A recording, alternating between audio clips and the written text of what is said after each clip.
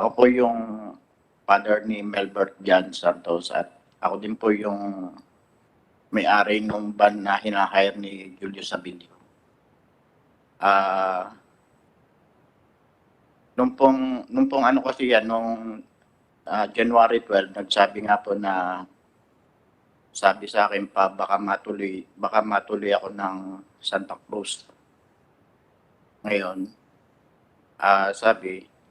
ang sabi ng ano ko ay ipa-change na daw namin yung ban baka nga matuloy. So ayun, pinayagan ko. But yun po ako po kasi nasa trabaho ako, kaya pinupunta-puntahan na lang po ako doon. At pagka ganun pong hindi ko nakita yung ban doon, alam ko pong na umalis na po siya, natuloy po yung renta. Kasi malimit po kasi na narerentahan ni Julius Abilio yung ban. Kaya yun po. Then, nung umaga na po ng January 14 around mga 7 a.m. may nagpunta doon sa farm na ang sabi po, tay baka yung sinataba po, may nakapagsabi lang po na nahuhold po sa Santa Cruz ay pakipuntahan po para po maagapan. Kasi siya din po kasi yung nagsabi po sa akin ay yun po ay naging tauhan ni Julius Abilio. Pakiulit mo, yung nakita mo. Yung pong nagsama sa amin doon sa Santa Cruz doon sa Sabungan, yung po nagsamang tao na yun para malocate namin yung Sabungan, yun po ay naging tauhan din ni Julius Abilio. Kaya namin na-locate yung Sabungan. Then nung dumating na po kami doon sa Sabungan, sa Santa Cruz, ayun nakausap naman po namin yung gwardiya. Ang kasama ko po noon ay yung kapatid po ni Fernandine. Ayun. Nung makarating naman po kami doon, na-entertain naman kami nung guard. At ang sabi nga nung kasama, yung sumama sa amin na magtatanong lang po kasi may nakapagsabi po na may nahuhold po mga tao diyan. Sabi naman po ng guardia, wala naman daw nahuhold po. Tapos natanong po kung ang nasabi, ano pong entry. Ay yung pong kasama kong kapatid ni Fernandine, nasagot po niya yung kung anong entry. So, sinagot naman po na yung J&J Brothers Laguna, yung entry. Kasi sabi po ng guardia na lahat po raw na pumapasok doon at lumalabas, may gate pass. So, tiningnan po doon sa gate pass, binuklat po ng binuklat hanggang sa nakita nga po na pumasok po yung 4 na tao. Kasama ang anak mo? Yes, sir. Okay. Naroon po yung 4 na mga pangalan na yon. Then, ang tanong nga po itong kapatid ni Fernandine, sino po ang pumeterma kalimitan diyan sa gate pass? Ang sabi po ng security, kahit sino diyan sa 4. Pero ang kalimitan, ang peperma diyan, yung driver. Ngayon, nagtanungan na po kami dalawa nung ang sabi kung perma nga, hindi daw po perma ng kapatid niya, sabi ko, hindi din perma ng anak ko yan. So, yun lang po ang nakuha naming information doon. Then, napuna nga po yung CCTV. Ang sabi ko may CCTV nga po ay ang sagot po sa kanya, props lang po daw yung CCTV. Pero meron po na CCTV pero hindi nga po gumagana. So, allocate na lang po namin na ang isa namin nilapitan, which is yung Barangay Palasan.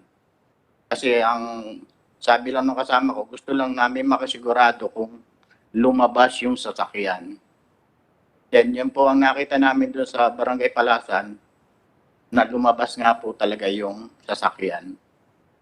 Then yun lang po, yung after na noon, yun lang, nagpunta lang po kami sa police station para i-blatter na. Yun lang po ang Mr. Chairman, Yes, sir. Chairman, interesado lang po ako doon sa sinabi nyo na may nagpunta sa inyo noong umaga ng January 14 at sinasama kayo doon sa Buwan. Ano po? At sabi sa inyo ay para maagapan. Ganun na pagkakasabi sa inyo. So yung taong yun, alam niyo may nangyari.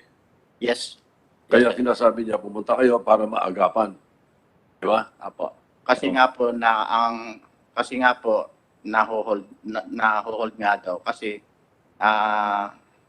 yun nga po ang sabi kasi baka kung anong mangyari kaya So alam niya, nung taong kausap mo, alam niya kung sino yung kumuha. Kasi para sabihin niya sa'yo para maagapan, alam niya mayroong maaaring mangyari. hindi po Alam sir, niya kung sino umuha. hindi po sir, ang bali ang pagkakalan po niya kasi doon po sa sabungan kasi naho-hold. Sa sabungan lang po. Sa Sabuhan na huhol. Opo, sa sabungan po kasi mismo naho-hold. At sino ang nag-hold? Hindi mo tinanong? Bali yung sabungan na lang. Bali po yung sa sabungan na po. Mga namamahala na Sabuhan, Opo. yun ang nag-hold.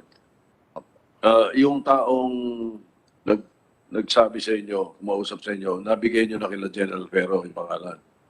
General, nakuha niyo na yun. Naimbestigahan niyo na yun, another person of interest, dahil may alam siya. Most of their statement, Mr. Chair, was already taken, sir. So, alam ko, sir, rin na sa amin na yung mga detalye. Nasa inyo na yun, yung tao na yun, nasa inyo. Okay, thank you. Bali siya lang po kasi yung nagsama sa akin para malocate namin yung pinakasabungan po. Okay, thank you, sir. Maraming salamat. Ang bandaw, nasaan? Base po dito sa mga nangyayari, yung pong ban ko lang ang hindi binalik. Ano ibig sabihin? Nasaan na? Yung band, nasaan na? Nawawala. Yes. Yes, sir. Okay.